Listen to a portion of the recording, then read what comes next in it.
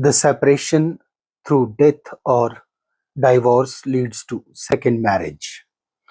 If in a chart 7th house, 7th lord and Venus are not afflicted by malefics, indicates that the marriage will be successful. When the 7th house, 7th lord or Venus is afflicted by being debilitated, Papkartri, sandwiched between malefics or retrograde, and are afflicted both in the D1 and D9 charts, brings problems in marriage. The dashas of the malefics connected to 7th house, 7th lord or Venus also gives problems or dissolution of marriage. If our antardashas and pratyantardashas are not running good, we should wait for them to change, because with their change, the situation also changes. If the antardasha and pratyantardasha lord are placed well and the 7th house is not afflicted, the marriage will run smoothly. So it is not necessary that the affliction of 7th house and 7th lord will lead to dissolution of marriage, as the change of dasha changes our schedule and behavior. Despite the chart being same, the change of dasha changes our lives, and hence we should choose the right dashas to avoid dissolution of the marriage. Too much affliction of the 7th house, 7th lord and Venus both in D1 and D9 leads to dissolution of marriage, and when the first marriage dissolves, it leads to second marriage. For second marriage, we analyze the 11th house and the 9th house. The connection of the 7th house and 9th house leads to second marriage. The connection of 7th house, 11th house and 9th house leads to second marriage.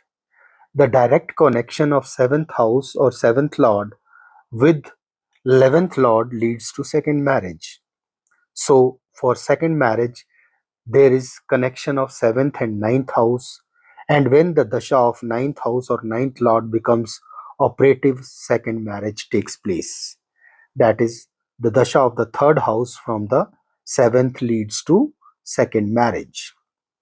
Even the relation between the nakshatra lords of the 7th and 9th house lords can cause second marriage.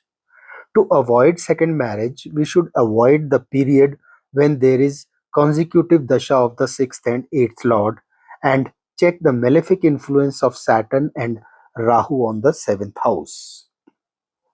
If the 11th house is strong by placement of benefics like Jupiter, Venus or Mercury, indicates a more suitable second marriage.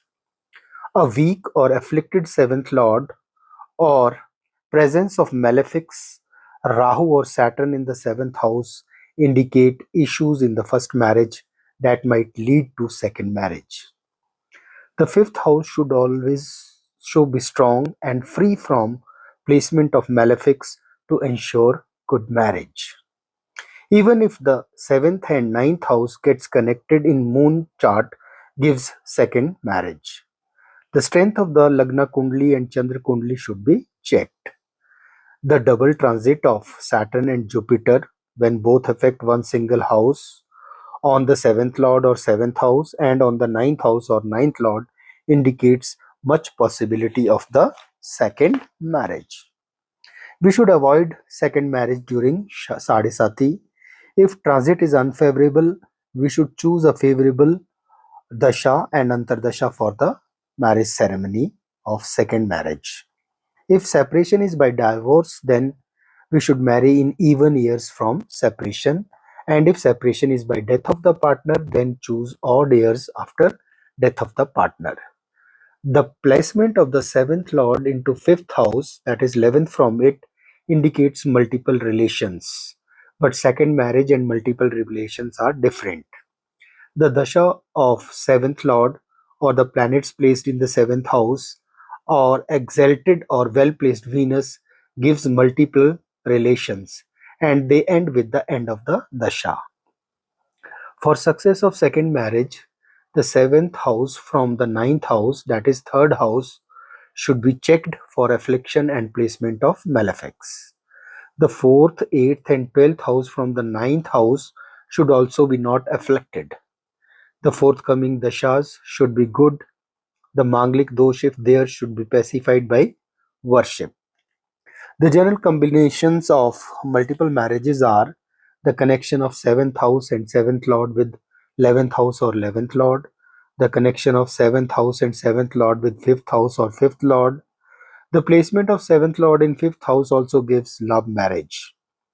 If the second lord, seventh lord, or 11th lord all sit in dual signs, 3, 6, 9, 12 indicates multiple marriages. The connection of seventh and 11th house along with multiple marriages indicates good earning of the partner.